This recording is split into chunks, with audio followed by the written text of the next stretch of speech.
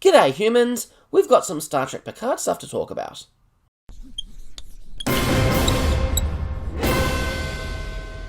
I got a surprise when I woke up this morning. Actually, I got a bit of a surprise last night because I cut my finger and I got 3 stitches and a tetanus shot for my trouble. But this morning, my surprise was a Star Trek Picard teaser trailer. Now, I wasn't expecting this because it's been pretty quiet up until now. And they've only been filming for a couple of weeks, so I thought any kind of trailer would be a long way off. But no, we've got a teaser. So it looks really cool. It starts off with a shot of the Picard vineyard, and we get several different views of that. And this looks very reminiscent of the vineyard we see in All Good Things. It wouldn't surprise me if they went the same place to film this. It definitely looks recognisable. And we have a voiceover from a young female character talking about how 15 years ago Picard was involved in what they call a rescue armada. And then the unthinkable happened, which has shaken his faith in himself and in others. And we see the box kind of come down with the bottles of Chateau Picard wine, which is a very iconic Star Trek thing. And the voice asks, "So why did you leave Starfleet, Admiral?" And then we see Patrick Stewart's face and the new title card. So there's some interesting things we can learn from this, and some other things we can speculate about. So it seems that at some point since Nemesis, Picard has accepted a promotion to Admiral against Kirk's advice in Generations.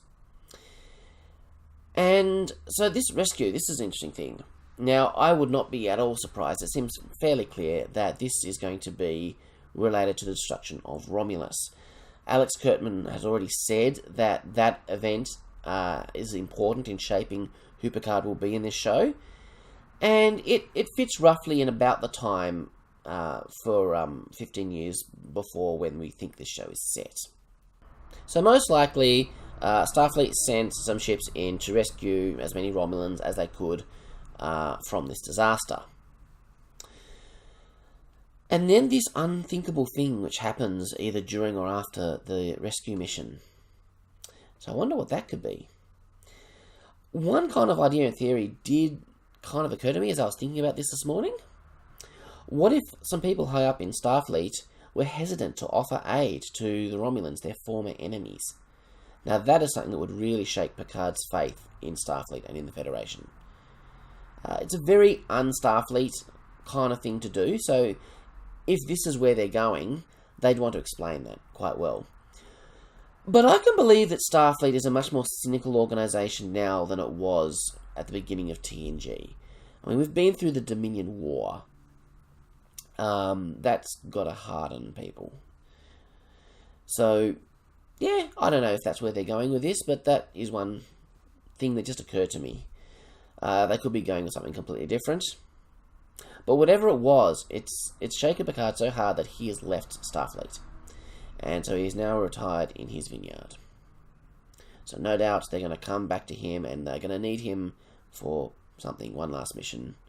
So the visual look of this trailer is fantastic. It's beautiful with the shots of the vineyard and all that. Star Trek Discovery visually was a beautiful looking show, and I'm expecting the same for Picard. So that'll be pretty cool. So then, yeah, we get the title card. I'm actually not that much of a fan of the title card and the logo. I'm not a real fan of using the Starfleet Delta as the A in Picard's name. I think that, plus the font, the classic font they use for the word Star Trek, it gives a very TOS kind of vibe to the logo, which of course is not the setting of this show at all. Now, I understand that the classic Star Trek font is what they're using now overall for Star Trek branding. They've been doing that ever since J.J. Abrams started his Kelvin timeline back in the 23rd century. So I understand that. I don't know, I've never been a big fan of that font and the look of that particular logo. I quite liked, during the DS9 and Voyager era, the font that they used for both of those. That, at the time, in the late Berman era, was the official kind of branding font for Star Trek. But I'm not suggesting that they go back to that either. We're not in the Berman era anymore. If it was me, I probably just would have come up with a brand new font. kind of like what they did for the Next Generation movies. But I'm talking about really trivial stuff here that just really doesn't matter. Yeah, so there are a few other things that have happened. So a couple of days ago, there was a screenshot from a little clip that CBS showed in one of their meetings to their marketing people, I think it was. And we got a glimpse of a uniform. Now, TrekMovie.com have done a fantastic article where they break that down and look in detail as much as they can at what we've seen. And they take a few guesses, educated guesses. But yeah, the uniform, it looks pretty cool. We're not sure if this is a cadet uniform or the official Starfleet uniform at this point. So they've gone back to the bright colours as opposed to the grey kind of uniforms that we saw from First Contact onwards. I wasn't really expecting those to come back in a variant or in their original state, even though that is my favourite Starfleet uniform. But time has moved quite a lot since then, so it makes sense there will be a new uniform. And I'm guessing this is probably a more, I guess, peaceful time in Starfleet history than back then, so it kind of makes sense to go back to the bright colours. Now, what I do like about this uniform is that there are some elements that are reminiscent of the All Good Things uniform. It's not exactly the same, of course, but one thing is the rank pips being kind of down here on the upper chest instead of on the collar. The All Good Uniforms thing did that, and that they've taken a cue from that. The comm badge also looks somewhat reminiscent of the All Good Things comm badge. So we've seen roughly this period of time as a flash forward 3 times. Next Generation, Deep Space Nine, and Voyager all had a flash forward to this period in time, and each time they did that, they used the All Good Things uniform. But each of those 3 times, it was an alternate future, and it was very clear that we would not be seeing that exact future when we got to this point in time. So, you know, butterfly effect, lots of little things can change. I'm cool with the fact they're not using the All Good Things uniform, but I do like that they have taken some inspiration from that. I think that's cool.